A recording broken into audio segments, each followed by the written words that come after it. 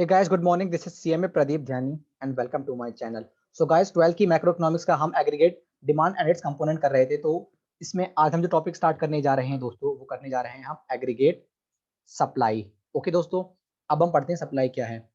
Aggregate supply it refers to total value of output available in an economy during the given period of time. कि total output कितना है एक particular period में economy में, ठीक है। इसका फॉर्मूला क्या है?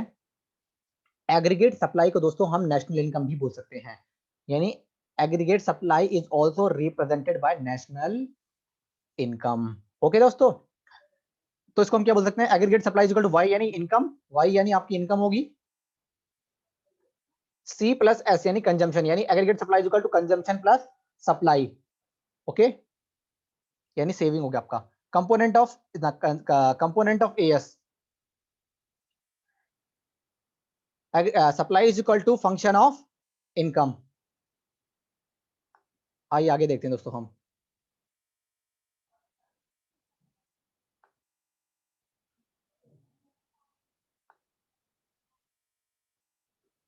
आइए हम इसका देखते हैं कि कैसा डायग्राम बनता है।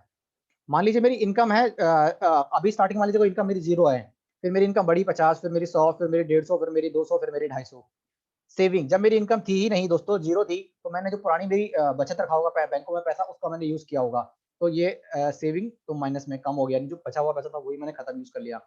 40 फिर 0 फिर 40 फिर 80 फिर 120, यानी कांस्टेंट रेट से बढ़ रहा है। दोस्तों जब मेरी कोई इनकम नहीं होती है तब मेरी जो ये नेगेटिव जाता है ना, तो उसको हम बोलते हैं डिस सेविंग, यानी जो सेविंग थी वो और आपकी कम हो गई है। आपने कमाई तो कोई नहीं की। मान लीजिए अगर किसी कोरोना वायरस में किसी नौकरी चली गई, तो जो पुराना पैसा बचा हुआ था सेविंग का, उसको आप यूज कर रहे हो, तो नया पैसा तो कोई नहीं आ रहा, ठीक है ना। तो यही होता है, इसको हम डिस सेविंग कहते हैं। और जो ये कॉन्स्टेंट रेट से बढ़ रहा है, 40 फिर 40 से 0 से 40, 40 से फिर 40 से 80, फिर 80 से 20, फिर 160, तो इंक्रीजेस एट कॉन्स्टेंट रेट, यानी कॉन्स्टेंट रेट से दोस्तों ये बढ़ रहा है। ओके दोस्तों, अब हम देखते हैं, देखिए कैसा बनेगा क्या नाम है, सप्लाई कर्व कैसे बनेगा, एग्रीगेट सप्लाई कर्व कैसे बनेगा दोस्तों। देखो ये आपका हो गया इनकम, सप्लाई हो गया, ये आपका सप्लाई कर्व। -40 से धीरे धीरे करके फिर ये आएगा आपका 0 पर, फिर आएगा 40 पर, फिर 80, फिर 120, फिर 160, यानी इस तरीके से बनेगा। यहाँ ये नेगेटिव से लिया जाएगा, ये आपका सप्लाई कर्व हो जाएगा, ये वाला आपका सप्लाई कर्व। ओके दोस्तों, एक इक्वेशन देखते हैं हम सप्लाई कर्व के लिए।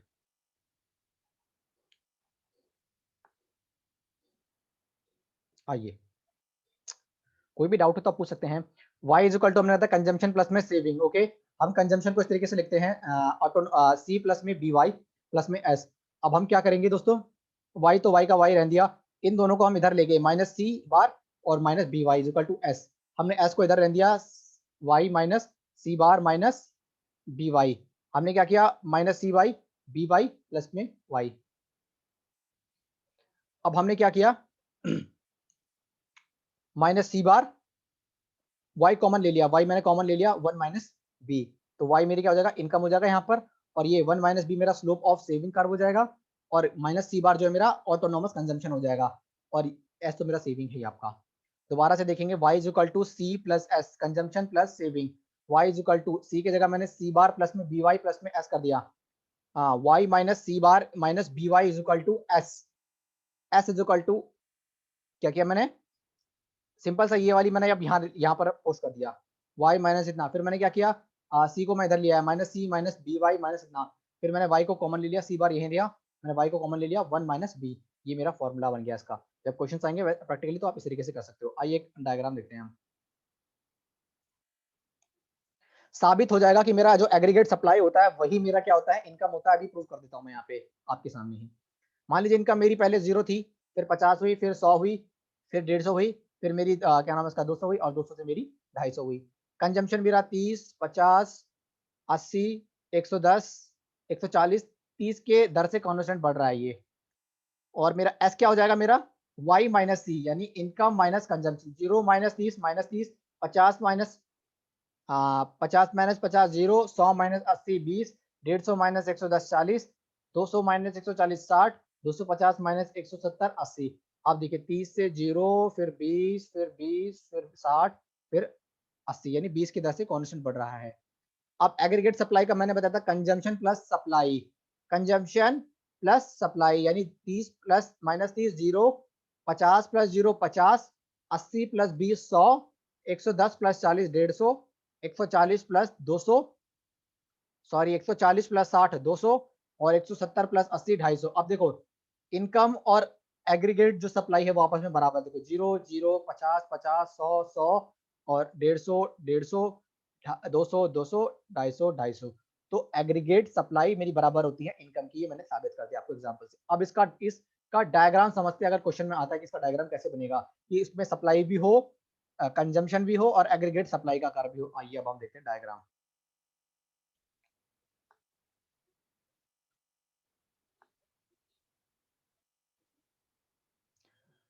कंजम्पशन का कर भी हो, सप्लाई का भी हो, ए का हो। कंजम्पशन का तो लास्ट क्लास में देखा था, ये 30 से स्टार्ट था हमारा, 30 से ऐसे जाएगा हमारा, ये मेरा कंजम्पशन का कर्व हो गया। और सप्लाई का आपने देखा था कि नेगेटिव आ रहा था, नेगेटिव से जाएगा ये इस तरफ, कभी भी सी और एस आपस में एक दूसरे को काटेंगे नहीं। ओके, लेकिन जो मेरा एग्रीगेट सप्लाई था वो 0 से स्टार्ट होते हुए ऐसे करते हुए इसको काटेगा, यानी यहाँ पर वाई और एग्रीगेट सप्लाई एक जगह बराबर होगी, यहाँ पे जहाँ पर मेरी सप्लाई 0 होगी, देखेंगे ना आप, ये रहा, जहाँ पर मेरी सेविंग जो है 0 होगी ना, वहां पर मेरा क्या होगा, ये 100 आपस में बराबर होगा। यही हम डायग्राम में बताना चाह रहे थे आपको।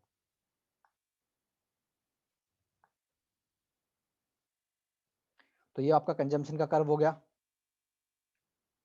ये आपका हो गया एग्रीगेट सप्लाई का कर्व और ये हो गया आपका सप्लाई का कर्व। ओके दोस्तों, एक बार और देखते हैं आज हमने क्या पढ़ा। एक गिवन पीरियड में जितने भी टोटल आउटपुट हमने बनाए हैं वो हमारा एग्रीगेट सप्लाई कहलाता है। एग्रीगेट सप्लाई को हम रिप्रेजेंट करते हैं as a national income. Aggregate supply ही मेरी नेशनल इनकम होती है, जो भी मेरी नेशनल इनकम होती है वही मेरी एग्रीगेट सप्लाई होती है। तो aggregate supply is also represented by national income. Aggregate supply is equal to Y is equal to consumption plus saving.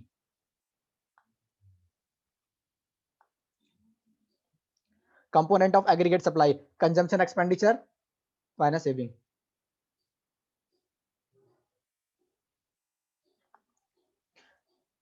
Saving जो फंक्शन होता है एज अ इनकम का फंक्शन होता है। मान लीजिए इनकम आपकी 0 थी, फिर 50, फिर 100, फिर 150, फिर 200, फिर 250। तो आपकी सेविंग, जब आपकी इनकम 0 थी तो सेविंग आपकी 40, फिर हम 40 का इंटरवल लेते हुए बढ़ती गई, 40 से फिर 40, फिर 80, फिर 120, फिर 160। तो ये जो जब मेरी इनकम 0 होती है और मेरी सेविंग नेगेटिव जाती है तो उसको मैं डिस सेविंग कहते हैं, यानी मेरे को जो पुराना बचा हुआ पैसा था उसी से भी मैं अपने घर परिवार को चला रहा हूँ और ये कांस्टेंट रेट से बढ़ रहा है, इसको बोलते हैं इंक्रीज एट कांस्टेंट रेट। देखिए सेविंग जो है 40 से स्टार्ट हो रही है, तो सेविंग का नेगेटिव 40 से स्टार्ट होते हुए ऐसे बनता है, फिर 0 पर आएगा ये, फिर ऐसे हो जाएगा आपका। कैसी इक्वेशन है, इक्वेशन समझते हैं, फॉर्मूला कैसे डिराइव होता है।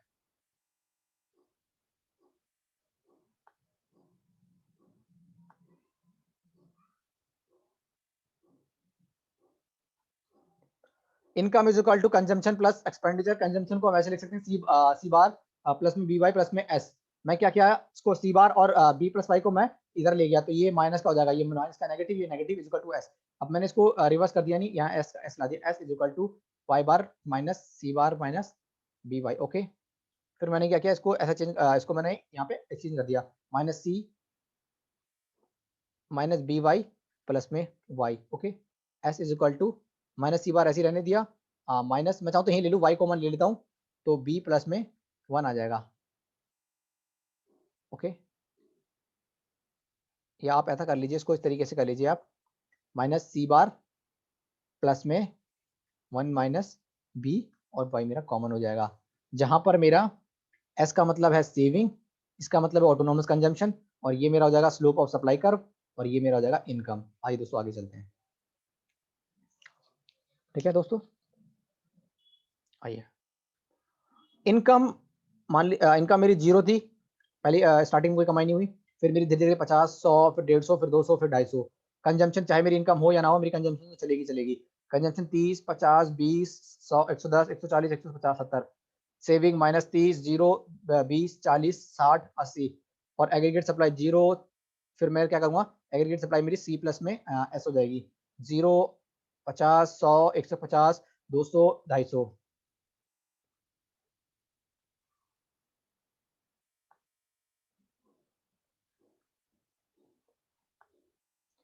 सेविंग कर दोस्तों मेरा यहाँ से स्टार्ट होगा, नेगेटिव से, क्योंकि हमारी सेविंग नेगेटिव होती है। जब मेरी इनकम नहीं थी तो भी मैंने क्या नाम है इसका, अपनी डिस सेविंग कर ली, जो पुराना बचा हुआ पैसा था वही यूज कर लिया, तो नेगेटिव से मेरा यहाँ जाएगा। ये मेरा हो जाएगा एग्रीगेट सप्लाई और ये मेरा कंजम्पशन, ये आपस में एक-दूसरे को काटेगा वहाँ पर, यहाँ पर मेरी इनकम और एग्रीगेट सप्लाई बराबर होगी और जब हम इसको देखेंगे वहाँ पर मेरी सप्लाई 0 होती है, ठीक है? तो दोस्तों ये था, आप इससे पुराने लेक्चर भी देख लीजिएगा और बिल्कुल मैं कंप्लीट 12th की अपनी पूरी मैक्रो इकोनॉमिक्स पूरी कवर कराऊँगा, आप मेरे साथ बस बने रहिएगा। कोई भी डाउट है आप मुझसे कमेंट करके पूछ सकते हैं। ठीक है दोस्तों? ओके दोस्तों, मिलते हैं नेक्स्ट लेक्चर में, कोई भी डाउट है तो पूछ लीजिए और बाकी प्लेलिस्ट बनी हुई है, आप पुराने जो चैप्टर्स हैं वो देख सकते हैं। ओके दोस्तों, बाय दोस्तों, मिलते हैं आपको नेक्स्ट लेक्चर में।